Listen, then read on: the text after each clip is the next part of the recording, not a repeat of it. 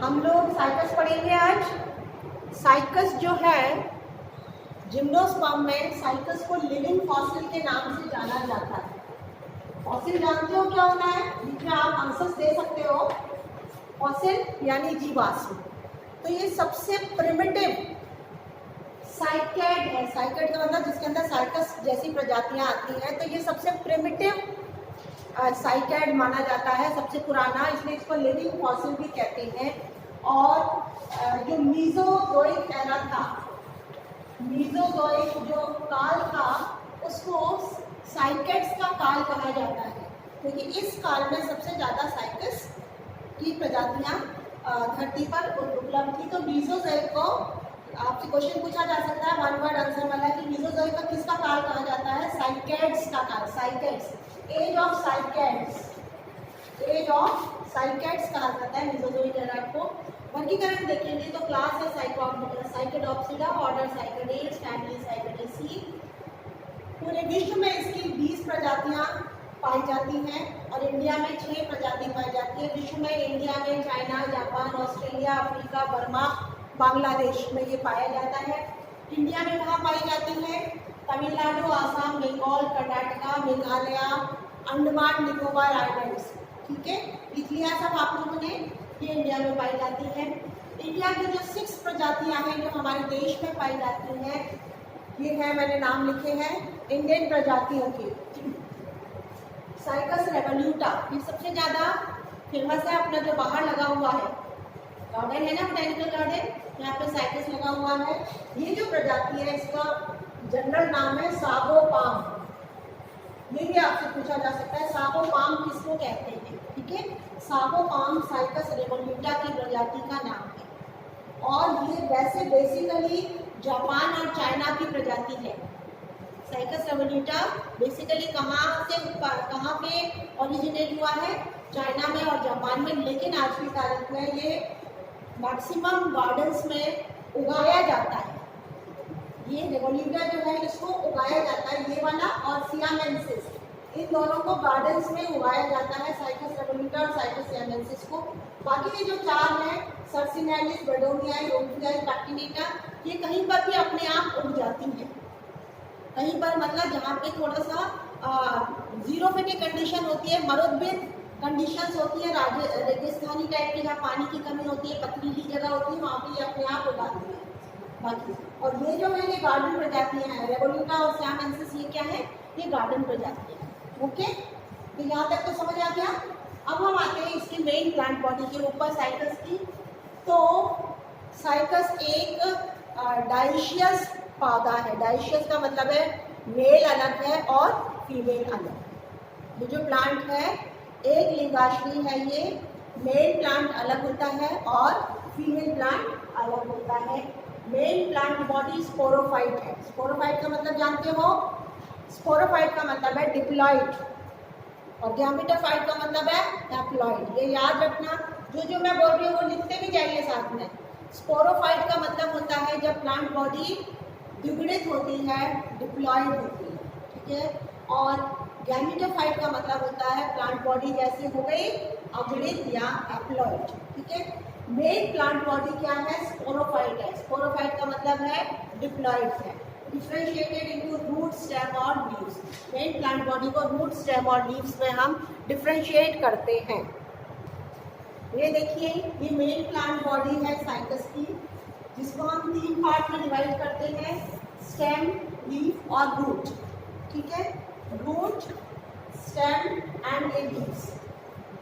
ऊपर की सारी लीव्स हैं, ये पूरा का पूरा इसका ट्रंक, जिसको हम कहते हैं मुख्य जो तना है, जो आशाखित होता है ट्रंक, ये स्टेम है, नीचे रूट्स होते हैं। ठीक है, ये जो ट्रंक है इसकी जो हाइट है 1.5 से 3 मीटर तक जाती है। 1.5 से 3 मीटर तक जाती है, लेकिन जो रेवोल्यूटा है जो जापान और चाइना में उगता है, उसकी हाइट 7 मीटर तक चली जाती है। ठीक है, केवल किसकी? रेवोल्यूटा की। बाकी सबकी जो हाइट है जनरली 1.5 मीटर से 3 मीटर तक होती है। ओके, अब इसमें हम सबसे पहले बात करते हैं इसके तने की। ये जो स्टेम है, जब ये छोटी होगी तो यहाँ पे शाखाएं होती है, उसके बाद जब ये तना बड़ा होता है तो शाखाएं गिर जाती हैं। शाखाएं नहीं है, लीव्स है, इसमें शाखा नहीं होती है, लीव्स है। लीव्स झड़ गई, उसके बाद फिर तना ऊंचा हुआ, बड़ा हुआ, ऊपर वाला क्राउन भी झड़ गया, झड़ता जाता है, झड़ते जाता है। किसका? लीव्स जो है वो गिरती जाती है और अपने निशान छोड़ती जाती है। ये बोलते हैं लीव स्कार्स, उनको बोलते हैं लीव स्कार। स्कार का मतलब होता है निशान, स्कार का मतलब होता है निशान। तो ये लीव स्कार आपको दो प्रकार के दिख रहे हैं ना, बड़े छोटे, बड़े छोटे दिख रहे हैं ना, दो प्रकार की ये लीव स्कार है, क्योंकि दो प्रकार की लीव्स पाई जाती है साइकस के अंदर। ठीक है, कभी नीचे चलेंगे हम दिखा देंगे। एक होती है एसिमुलेटरी लीव, बातें नहीं। एसिमुलेटरी का क्या मतलब होता है? जो भोजन बना सकती हैं, जो भोजन बना सकती हैं, यानी ग्रीन कलर की, यानी इनके अंदर क्या होगा? क्लोरोफिल। तो ये जो लीव्स आपको दिख रही हैं, ये एसिमुलेटरी लीव्स या फोलिएज लीव्स कहते हैं।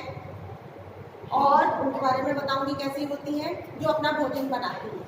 इनके निशान बड़े बड़े हैं, ये जब ये झड़ जाते हैं तो ये बड़े बड़े निशान छोड़ते हैं और रोम्बॉइडल होते हैं। ये जो शेप है ना, इस तरीके के निशान छोड़ते हैं। गिरने के बाद इस तरीके के निशान रह जाते हैं, किसके ऊपर? तने के ऊपर। सब समझ आ रहा है ना? तो और उसके बाद दूसरी प्रकार की एक लीफ होती है स्केली लीफ, जो कि तिकोनी होती है, सूखी होती है, ब्राउन कलर की होती है, रफ होती है, छोटी होती है और बहुत सारे उसके ऊपर रोए होते हैं, बहुत सारे रोए होते हैं, बाल होते हैं। उन बालों को बोलते हैं रेमेंटा। याद रखिएगा, स्केली लीव्स होती है ट्रायंगुलर, ब्राउन कलर की, रफ, छोटी साइज में और ब्राउन है, तो इसका मतलब है वो खाना नहीं बनाएंगी, नॉन एसिमुलेटरी हो गई वो। उनके ऊपर छोटे छोटे रॉय, लिखते जाओ, हर चीज़ लिख जानी चाहिए कॉपी में। छोटे छोटे रॉय होते हैं और उन रॉ को क्या बोलते हैं? रमेंटा।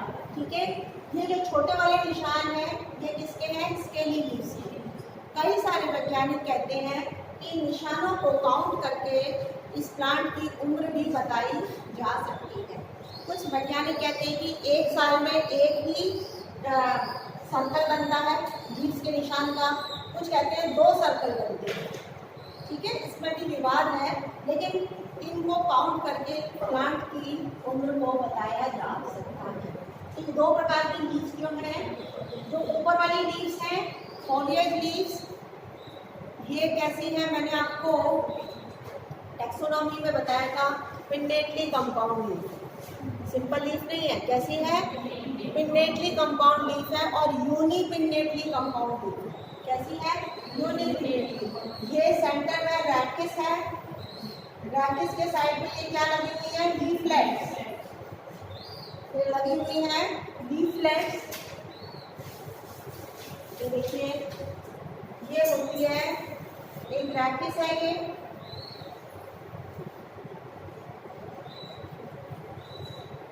और रैकिस के साइड में ये है लीफलेट्स।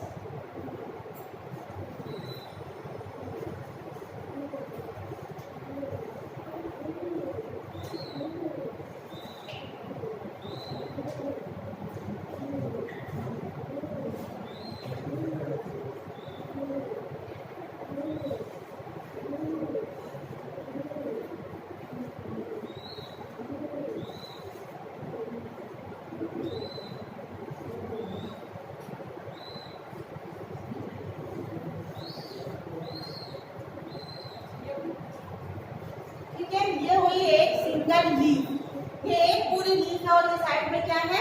लीफलेट्स, और बीच में क्या है? रैकिस। ये जो लीफलेट्स की संख्या है, ये जोड़े में है 80 से 100 तक होती है, क्योंकि जोड़ा है ना ये, तो 80 से 100 पेयर होते हैं लीफलेट्स के। 80 से, बेटा प्रधान हंसने की जरूरत नहीं है, सब चीजें कॉपी में नोट डाउन करो। 80 से 100 पेयर होते हैं लीफलेट्स के। ये हुई एसिमुलेटरी लीफ या फोलिएज लीफ। अब इसका हम ट्रांसफर सेक्शन काटेंगे, जो आपने प्रैक्टिकल में काटा है। ठीक है, रैकिस का भी और लीफलेट का भी। अब उसके बाद आता है रूट। रूट कितने प्रकार के हैं? 2 प्रकार के रूट पाए जाते हैं, टैप रूट और कॉर्डिलाइट रूट। टैप रूट सबसे पहले बनता है, लेकिन शॉर्ट लिव्ड होता है, जल्दी खत्म हो जाता है। वही टैप रूट में से शाखाएं निकलती हैं और वो ऊपर की तरफ, हमेशा रूट की क्या प्रवृत्ति होती है, वो नीचे की तरफ जाता है। लेकिन ये जो टैप रूट की जो शाखाएं हैं उसमें से कुछ शाखाएं ऊपर की तरफ टर्न हो जाती है, जियोट्रॉपिक या नेगेटिवली जियोट्रॉपिक या एपोजियोट्रॉपिक कहा जाएगा उसको। एपो, APO, ये वर्ड याद रखो। नेगेटिवली जियोट्रॉपिक को हम और क्या कह सकते हैं, एपोजियोट्रॉपिक, मतलब गुरुत्वाकर्षण के विपरीत दिशा में ऊपर को जा रही है। और ऐसे जो रूट्स हैं ये हाईली डाइकोटोमसली ब्रांच्ड होते हैं।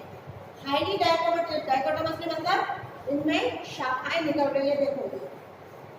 और इसका जो रूप है वो कैसा दिखता है, कॉरल जैसा। किस तरीके का इनका स्ट्रक्चर आकार हो जाता है, कॉरल जैसा। इसको इसलिए कहते हैं कॉरलॉइड रूट। इसके अंदर छिद्र होते हैं जिनको बोलते हैं लेंटिसेल्स। इससे ये रूट सांस लेते हैं, इसलिए इनको रेस्पिरेटरी रूट्स भी कहा जाता है। इनमें छिद्र होते हैं, इन रूट्स के अंदर छेद होते हैं जिनको क्या कहते हैं, लेंटिसेल्स। इन लेंटिसेल्स के जरिए ये रूट क्या लेते हैं, सांस लेते हैं। रेस्पिरेटरी रूट भी इनको कहा जाता है। इसके अलावा इन रूट्स के अंदर ब्लू ग्रीन एल्गी प्रवेश कर जाती है। इन रूट्स के अंदर मिडिल कॉर्टेक्स में, जो कॉर्टेक्स है, आउटर कॉर्टेक्स, मिडिल कॉर्टेक्स और इनर कॉर्टेक्स। मिडिल कॉर्टेक्स में ब्लू ग्रीन एल्गी, नील हरित शैवाल प्रवेश कर जाते हैं, जैसे नॉस्टॉक, ऑसिलेटोरिया, एनाहीना। ठीक है, ये प्रवेश कर जाते हैं। तो प्रवेश करके क्या करेंगे, अभी तक इसके भी रहस्य है। लोग कहते हैं या तो नाइट्रोजन फिक्सेशन में मदद करते हैं, ठीक है, ये कहते हैं, ये कहा जाता है। तो ये हुआ एक्सटर्नल स्ट्रक्चर साइकस का, समझ आ गया पूरा। अब हम पढ़ते हैं इसका इंटरनल। देखिए इंटरनल स्ट्रक्चर साइकस का, सबसे पहले मैं स्टेम का बता रही हूँ, फिर रूट का बताऊंगी, नॉर्मल रूट का, फिर कॉरलॉइड रूट का, उसके बाद रैकिस का, फिर लीफलेट का, फिर हम आएंगे जनन के ऊपर। तो इंटरनल स्ट्रक्चर स्टेम में कुछ टर्म्स आपको समझना बहुत ज़रूरी है। जो संवहन पुल होते हैं, वास्कुलर बंडल, कॉन्जॉइंट, कोलेट्रल, एंडार्क और ओपन, इनका मतलब जानते हो क्या होता है। ओपन का मतलब क्या होता है, वास्कुलर बंडल संवहन पुल ओपन है, कैम्बियम प्रेजेंट है। ये देखिए, ये बीच में क्या है, कैम्बियम की रिंग है, ये कैम्बियम है, ये कैम्बियम है। ओके, एंडार्क का क्या मतलब होता है, जाइलम जो होता है, जो पहले बनता है, वो छोटे उसका जो अंदर का डायमीटर होता है वो छोटा होता है। जाइलम किसके बना होता है, ट्रैकिड्स और वेसल्स का। लेकिन जिम्नोस्पर्म्स में वेसल्स नहीं पाए जाते हैं, एंजियोस्पर्म्स में पाए जाते हैं। याद रखिए, जिम्नोस्पर्म्स में वेसल्स नहीं होते हैं, किसमें, जाइलम में। और जिम्नोस्पर्म में फ्लोएम के अंदर कंपेनियन सेल्स नहीं होते हैं, सहायक कोशिकाएं जो होती हैं वो नहीं पाई जाती हैं। तो क्या पाई जाती है, ट्रैकिड्स। जाइलम में क्या पाई जाती है, ट्रैकिड्स। ट्रैकिड्स का जो ल्यूमन है, अंदर का जो डायमीटर है वो बहुत छोटा होता है। जो शुरू में जाइलम बनता है तो उसको बोलते हैं प्रोटोजाइलम। जो बाद में जाइलम बनता है वो चौड़ा चौड़ा बनता है, उसको बोलते हैं मेटाजाइलम। प्रोटोजाइलम जब पृष्ठ की तरफ फेस करता है, अंदर की तरफ है, तो कंडीशन है एंडार्क। प्रोटोजाइलम जब बाहर की तरफ होगा और मेटाजाइलम अंदर की तरफ होगा तो कंडीशन क्या हो जाएगी, एक्सार्क। यानी प्रोटोजाइलम अंदर की तरफ है, एंड मतलब अंदर, एंडार्क। प्रोटोजाइलम बाहर की तरफ है, फिर से दो, एक्सार्क। ये कंडीशंस आपको याद रखनी है। कोलेटरल कॉन्जॉइंट का मतलब होता है एक लाइन में है जाइलम फ्लोएम, ये फ्लोएम है और ये जाइलम है, अलग अलग नहीं है, ये जाइलम, ये फ्लोएम, ये जाइलम फ्लोएम, ऐसा नहीं है। ये रूट की कंडीशन होती है। रूट में क्या होता है, जाइलम बंडल अलग होता है, फ्लोएम का बंडल अलग होता है। लेकिन स्टेम में क्या होता है, जाइलम और फ्लोएम एक दूसरे के ऊपर होते हैं, समझ गए। तो कोलेटरल और कॉन्जॉइंट कंडीशन इसी को कहा जाता है। अब हम आते हैं इंटरनल स्ट्रक्चर पे। तो ये जिगजैग है, ये सर्कुलर नहीं है, क्यों, क्योंकि उसके बाहर साफ बहुत सारे क्या है, निकल रही है, क्या, लीव्स निकल रही है। जैसे ये तना है तो चारों तरफ से लीव्स निकल रही है ना, चारों तरफ से, तो वो जिगजैग हो जाएगी इसके ऊपर, ठीक है। और ये आपको जो दिख रहे हैं ये लीफ ट्रेसेस है, ये क्या है, लीफ ट्रेसेस। हर जगह से लीफ निकल रही है ना, तो लीफ का निशान रह जाता है ये, जिसमें से जाइलम फ्लोएम जाता है। लीफ को पानी देने के लिए जाएगा ना कुछ, तो भाई तने में से कोई तो संवहन नलिका निकलेगी जो लीव्स तक भी जाएगी। तो यही जो वास्कुलर बंडल है, इन्हीं का अंश कहाँ तक जा रहा है, लीव्स में जा रहा है।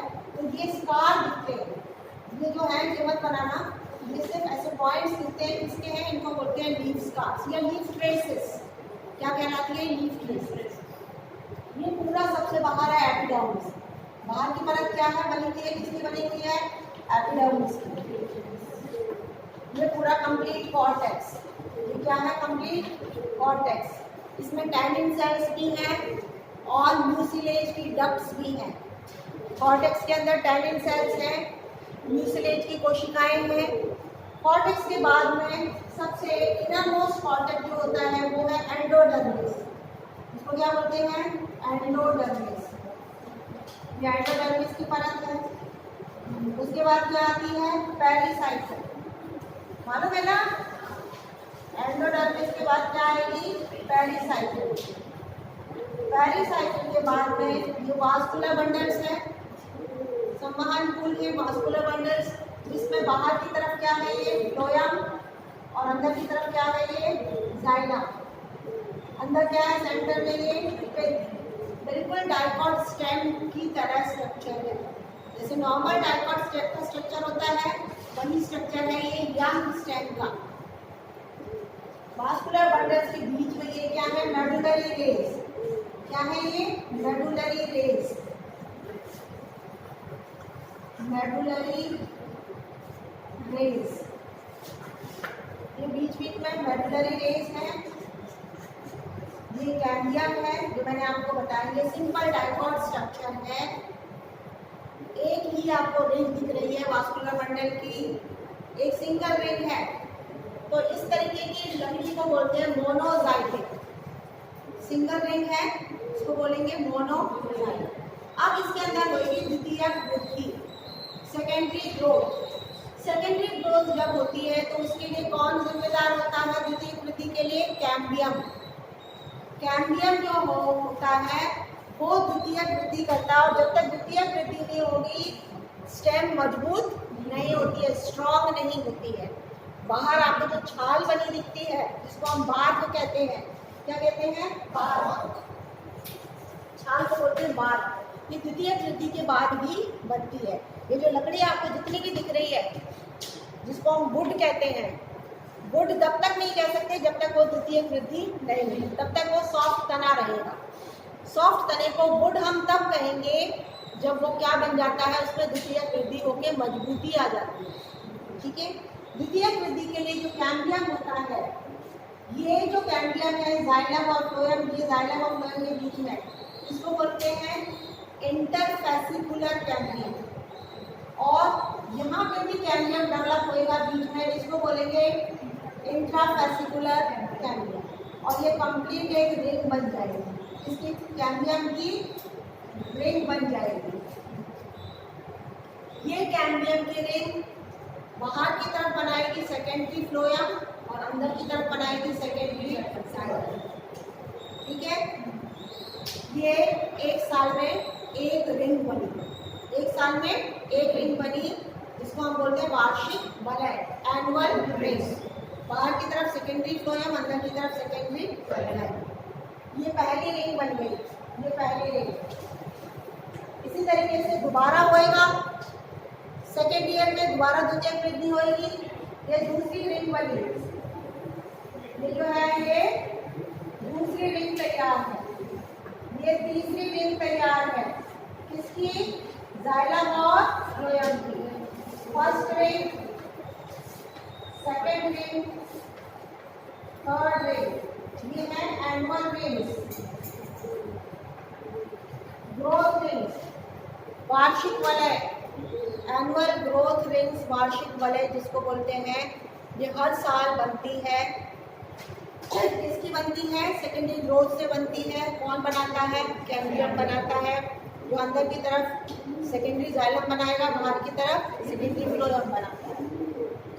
ये बन गई आप बहुत सारी रिंग बनने के बाद ये जो वुड थी मोनोजाइलेट अब कहलाएगी पॉलीजाइलेट, क्योंकि इसके अंदर कई सारी रिंग बनती है। पहले क्या कहलाती है? मोनोजाइलेट। बाद में जब इसके अंदर बहुत सारी रिंग बन जाएगी तो ये क्या कहलाएगी? पॉलीजाइलेट। एक सेकेंड।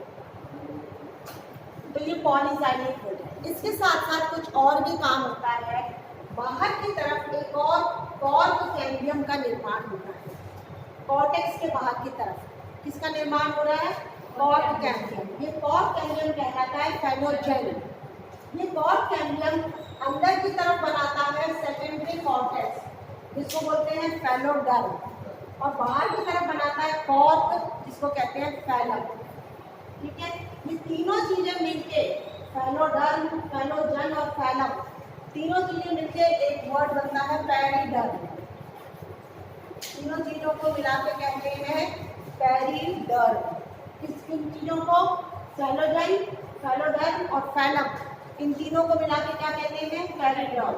और पेरिडर्म से क्या बन गई? बार। पेरिडर्म जिसको कहते हैं बार। ये तीनों चीजें मिलके छाल बना रही है पादप की। प्लांट के बाहर जो छाल बन रही है वो किससे बन रही है? ये तीनों चीजें मिलके छाल बना रही है। तो ये हुई सेकेंडरी ग्रोथ किसके अंदर? तने के अंदर। ये इंटरनल स्ट्रक्चर है तने का।